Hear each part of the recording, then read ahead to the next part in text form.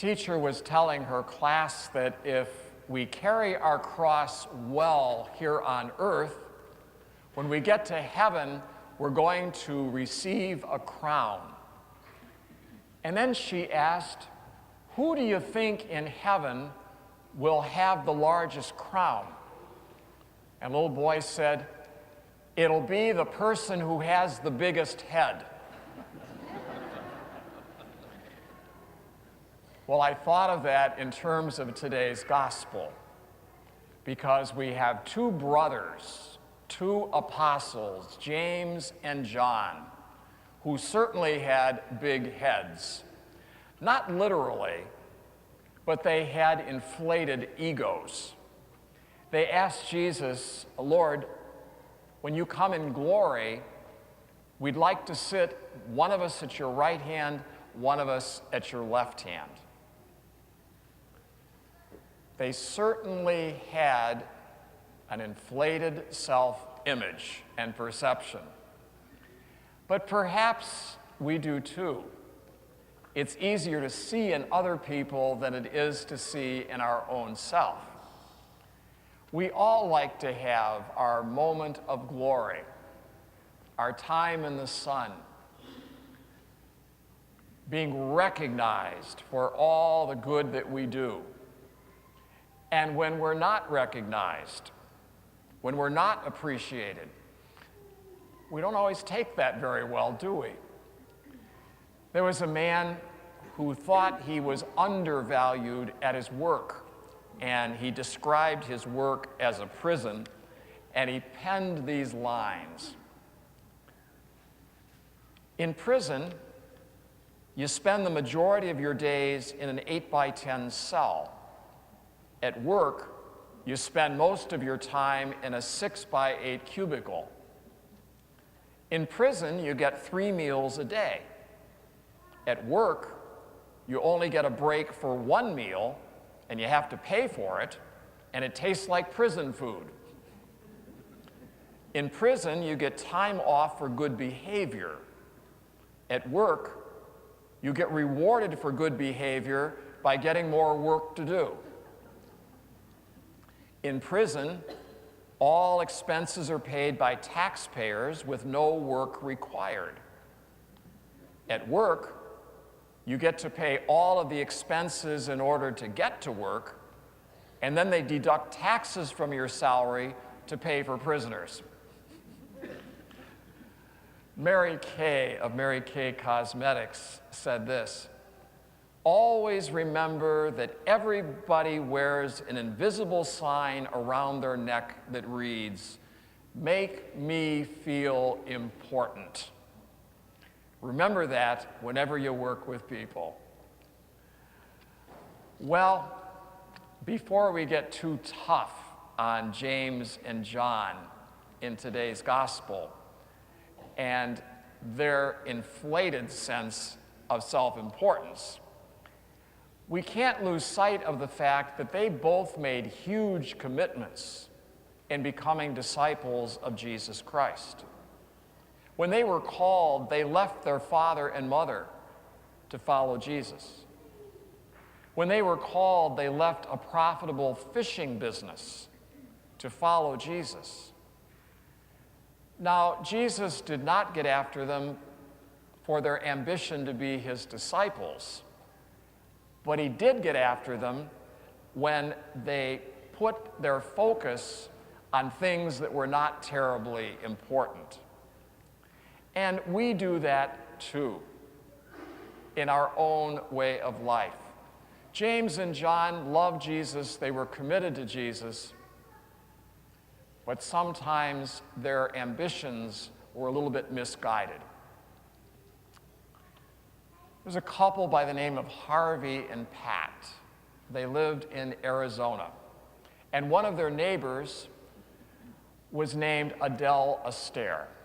And Adele loved to throw dinner parties, and Harvey and Pat were on her regular list of people to invite. One evening, they were all together with some guests, and one of the guests was Adele's brother, Fred Astaire.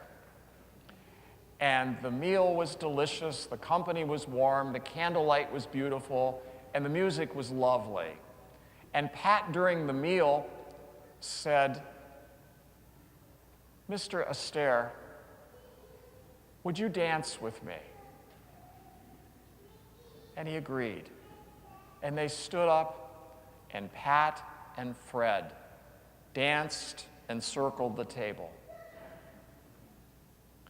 Later on, Harvey says that whenever he and Pat were having dinner with friends, she would never fail to bring up the night that she danced with Fred Astaire. It was a significant moment in her life, and she never forgot it. When Jesus called the two brothers, James and John, to leave their father and mother and their fishing nets and follow him, that was a moment that changed their lives, and they never forgot it. They loved Jesus. They were committed to Jesus, but their ambitions were sometimes still a bit misguided. And even there, Jesus came to help them. They just asked, when he comes in glory, could they sit at his right and left hand? And then Jesus says to them, "Can you drink the cup that I'm going to drink?" He was meaning the cup of suffering.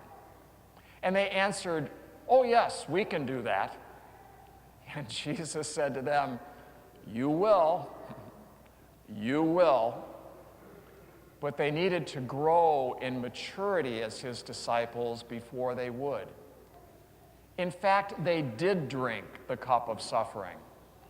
James was the first of the 12 apostles to shed his blood as a martyr for Jesus Christ. The first of the 12. And John, his brother, was the last of the 12 to die at a very, very old age. James had died as a red martyr. He shed his blood as a witness for Christ.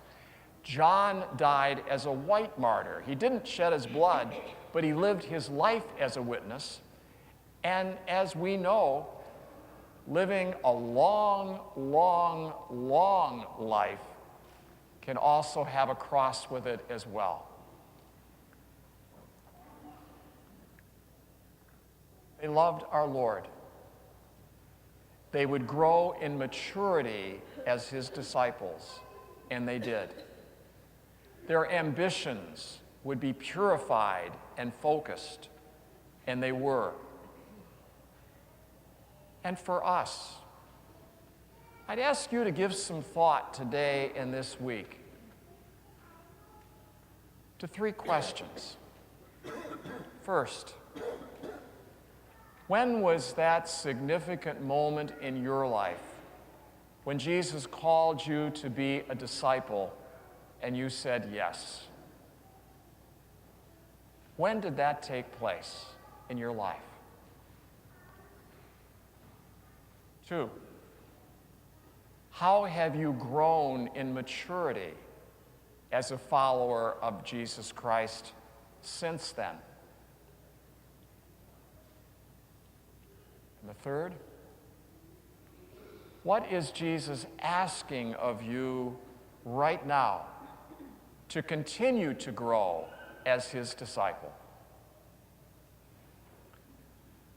Whether James and John at this moment in eternity are seated at Jesus' right and left hand, we don't know. But we will know one day. But no matter what the seating arrangement, we do know that they are with Jesus in the kingdom of heaven. And from their place in heaven, they guide us still.